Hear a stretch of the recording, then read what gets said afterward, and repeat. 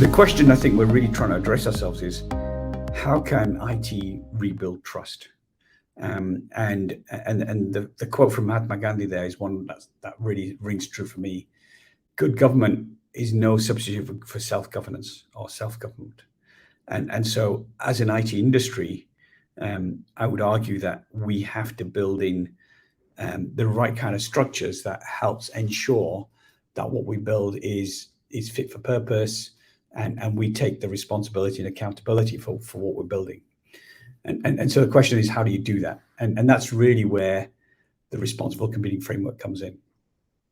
So for those that aren't aware, responsible computing as a framework was developed over 3 years ago whilst I was working at IBM.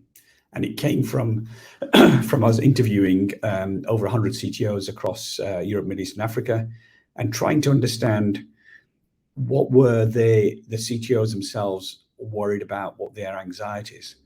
And as we unpacked their anxieties, it really kind of broke into 6 broad areas. And the first one is the data that's sent to themselves, whether it's their own data center or cloud data center, how can they be confident and know that those data centers are designed and operated with an emphasis on sustainability? So reducing the environmental footprint, reducing the environmental impact. That's not just energy, it's also water, raw minerals, all that kind of stuff. Right? The second level of that, of course, is responsible infrastructure. So how do we ensure that the infrastructure we put into those data centers are being used in an efficient way? They're making use of all the available and future technologies.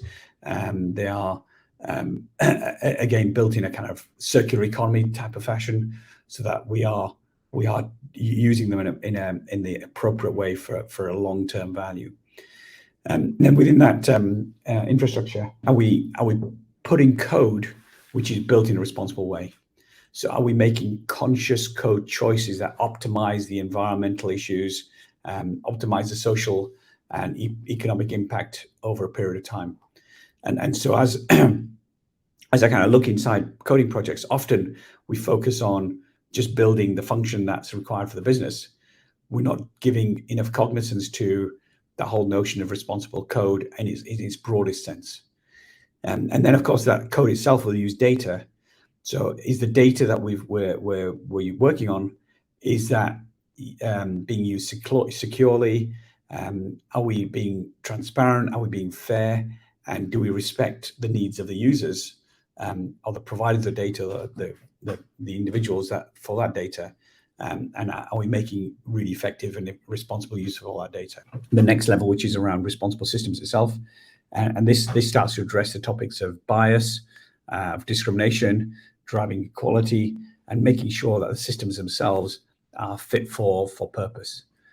And then the final aspect of responsible computing is, how do we ensure that the impact of those technologies is positive on society at large?